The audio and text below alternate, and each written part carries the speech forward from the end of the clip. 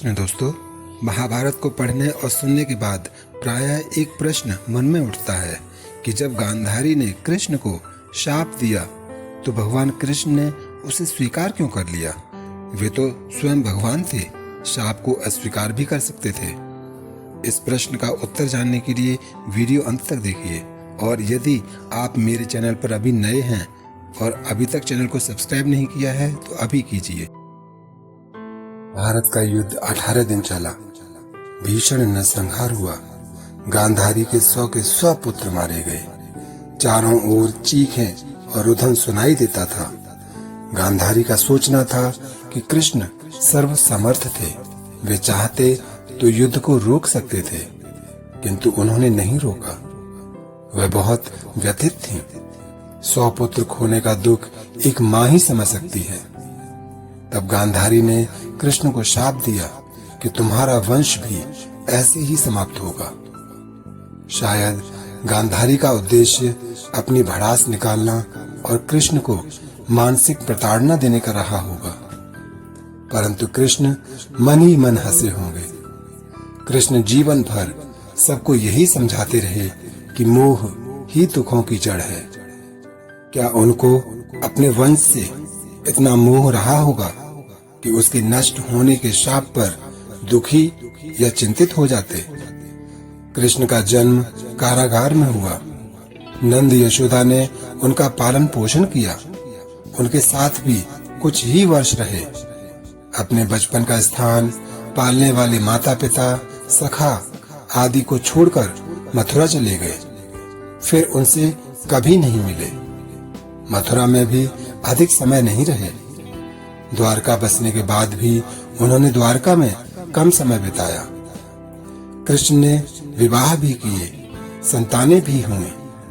उन्होंने अपने समस्त निजी धर्म निभाए, परंतु इनको बंधन नहीं बनाया।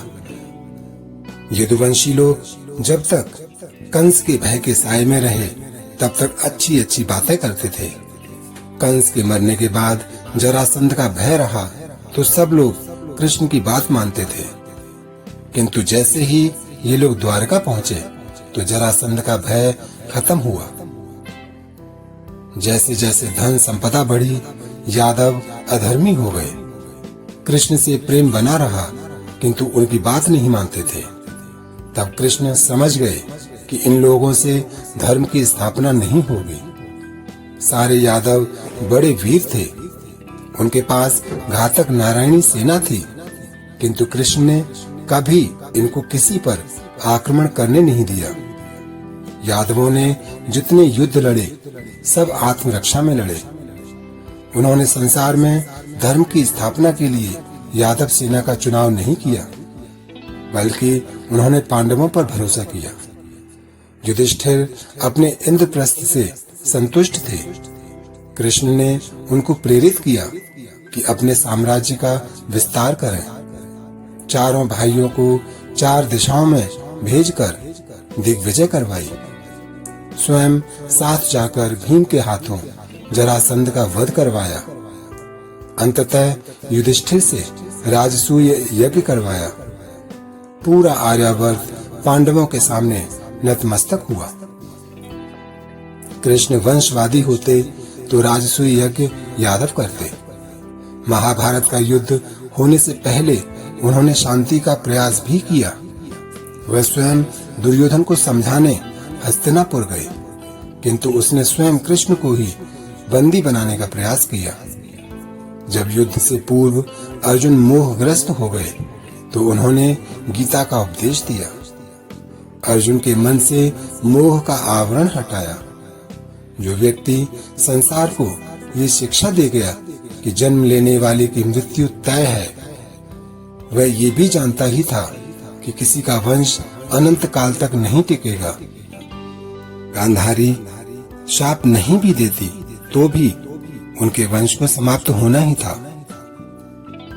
दोस्तों, आपको वीडियो कैसा लगा हमें कमेंट करके अवश्य बताइए। वीडियो पूरा देखने के लिए बहुत बहुत धन्यवाद। और यदि आप जानना चाहते हैं कि गांधारी ने कृष्ण को शाप क्यों दिया, तो हमारे डिस्क्रिप्शन में लिंक दिया हुआ है, उसे अवश्य देखें। और कृष्ण के वंश का अंत कैसे हुआ, इसका भी लिंक डिस्क्रिप्शन में दिया हुआ है।